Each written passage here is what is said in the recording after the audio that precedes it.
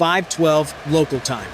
A two-ship formation of Ukrainian MiG-29 fighters, call signs Roadrunner 2-4 and Roadrunner 2-5, is streaking across the frozen wasteland east of Pokrovsk at a cruise altitude of 40 meters.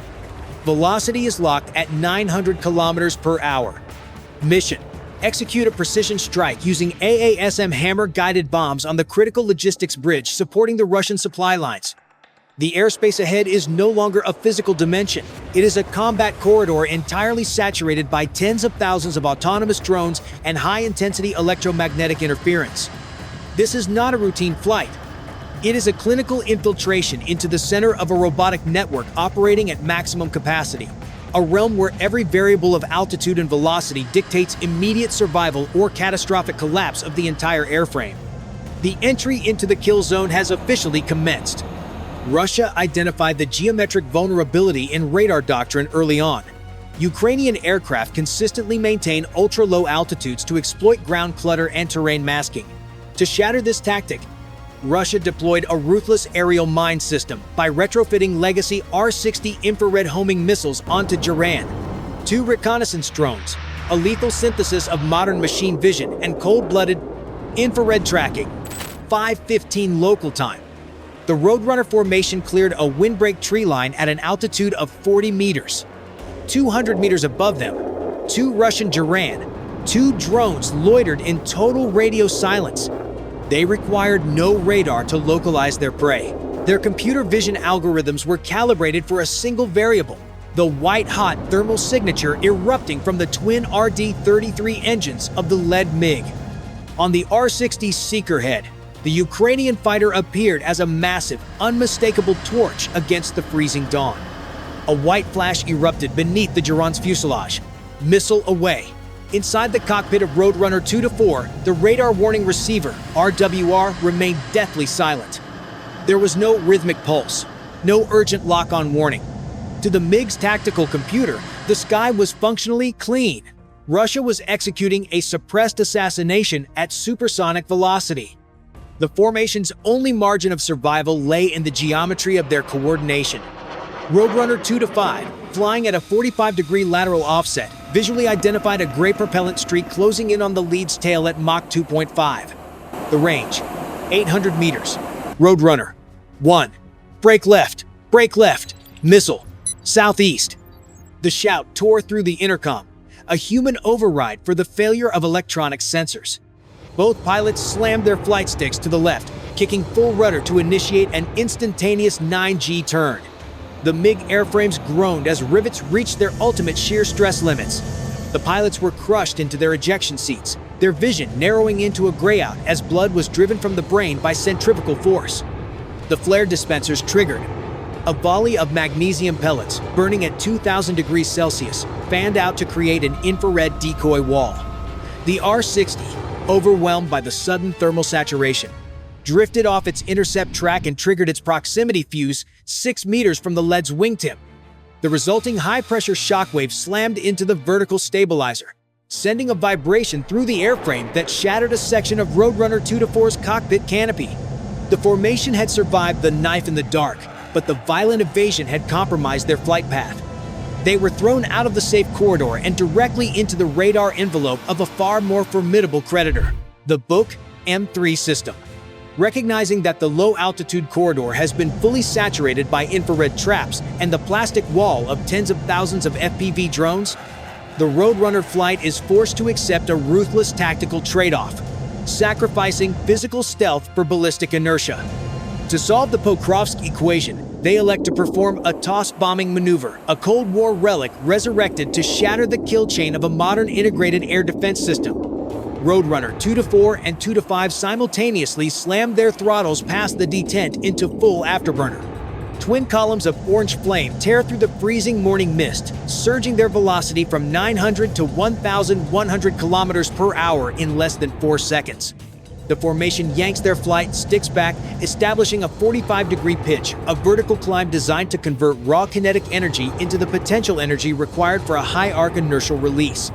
On the ground, the Russian Buk M3 crews, clinical predators in their own right, commit no amateur errors.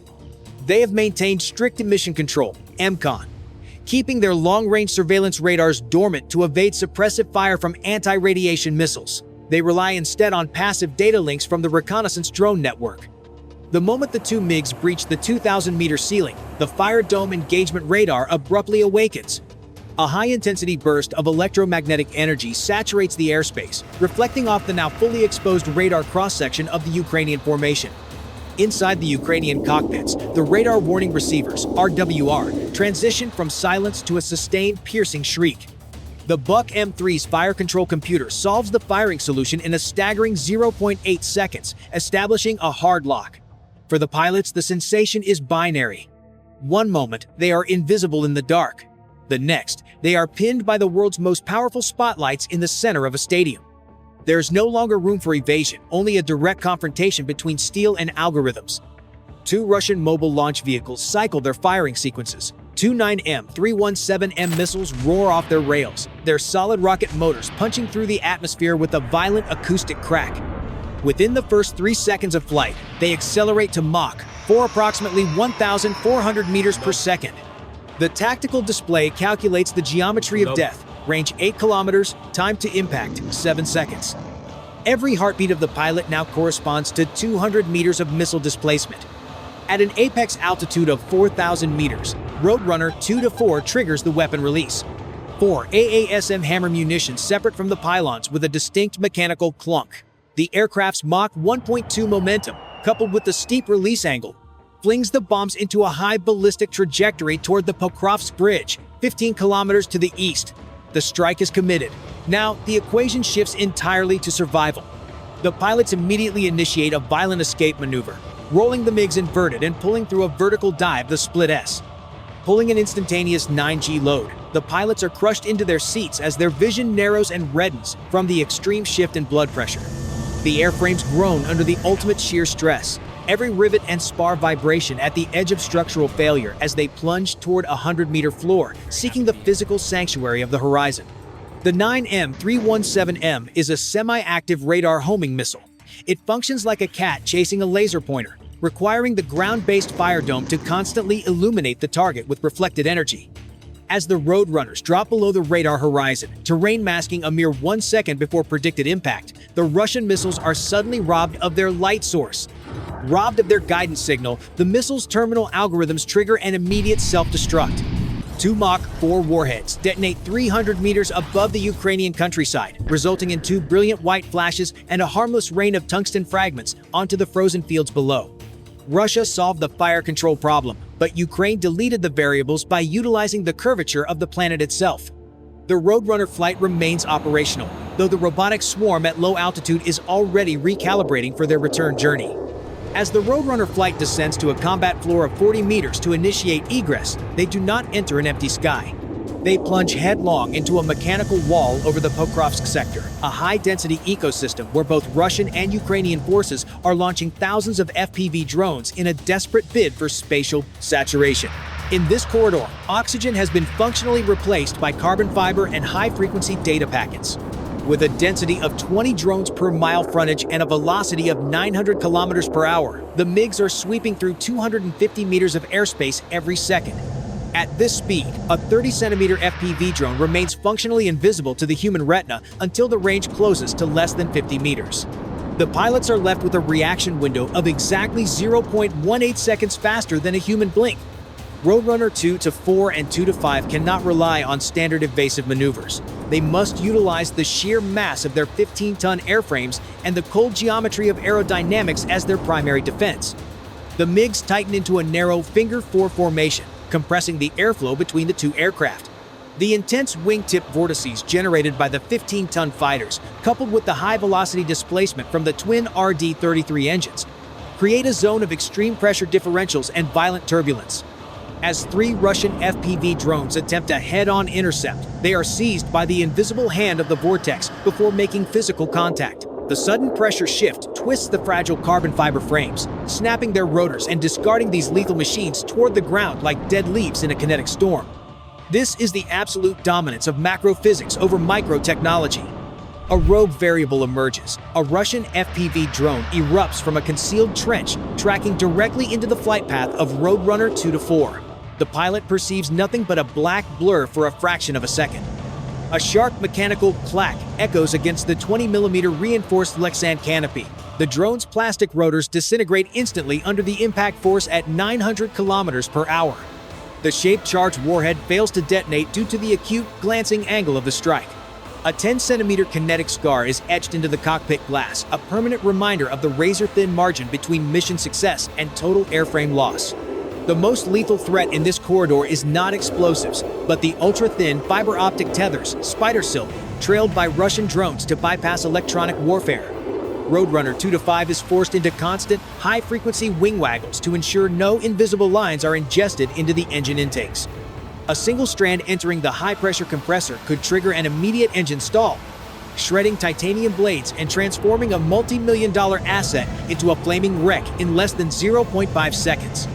The formation is performing a clinical high-wire act on a digital blade, where every physical error is met with a lethal receipt. While the Roadrunner flight executes life-or-death wing waggles to penetrate the FPV drone wall, the 4 AASM Hammer munitions are embarking on a solitary journey through an even harsher environment. The center of an electromagnetic storm. The Russian R-330ZH Zhetel jamming stations are not attempting to intercept them with explosives. They are attacking something far more fragile, the weapon's faith in satellite signals. The microsecond they detach from the pylons at 4,000 meters, the Hammer's GPS receivers are carpet-bombed by gigawatts of white noise from the Russian lines. On the munition's signal processing display, every navigation satellite vanishes, replaced by a wall of electronic static. In the world of modern precision warfare, the bombs have been functionally blinded. Every radio wave-based guidance algorithm officially declares bankruptcy at these coordinates. This is the moment the redundant brain, the sanctuary of inertia, awakens. Inside the nose of each bomb, 3 ring laser gyroscopes, RLG, begin operating at extreme correction frequencies. They do not need to see the sky. They do not require a satellite link. They demand zero input from the outside world. By measuring the phase shift of counter-rotating laser beams, they calculate every millisecond of acceleration and every microscopic deviation in gravity. Think of this munition as a masterful blind man who has lived in the same house for 40 years. The Russian adversary can cut the power and pump the rooms full of toxic smoke to obscure his vision. GPS jamming, but the blind hammer still knows exactly how many steps lead to the keyhole of the Pokrovsk bridge, the exact slope of the floor, and what the vibration of its own footsteps signifies. It doesn't need to see the bridge. It feels the target's position through the immutable laws of Newtonian physics. Without constant satellite correction, a phenomenon known as inertial drift begins to accumulate. The circular error probable CEP expands from 1 meter to 10 meters. However, for a steel mass carrying 250 kilograms of high explosives, 10 meters remains within the perfect destruction equation. The Hammer accepts the tax of physical drift in exchange for total immunity against the electromagnetic spectrum. The mission's conclusion is marked not by the roar of engines, but by the terminal silence of a severed supply vein. All 4 Hammer munitions impact the eastern span and critical support pillars of the Pokrovsk bridge within less than 0.5 seconds. A sequence of hydrostatic shockwaves tears through 18 inches of reinforced concrete, shattering the structural integrity of the entire crossing. The vital logistics artery cascades into the frozen river in a storm of dust and twisted rebar. The primary assembly point and the sole supply route for the Russian armored brigade in the sector are officially liquidated. Imagine you have placed a critical order, and the delivery driver is only a few steps from your door when suddenly the only road leading to your house vanishes. The Pokrovsk bridge was the Russian military's confirm order button. Ukraine didn't just drop bombs, they executed a ruthless cancel order at the very gateway of the battlefield. Russia may have solved every complex equation regarding drone saturation and electronic warfare, but they failed a primary school math problem. Tanks cannot fly. 3 weeks of grueling logistical buildup and ammunition stockpiling now sit as a pile of deadened blood at the bottom of a frozen river. Military calculus. Understand the tech that writes history. Goodbye.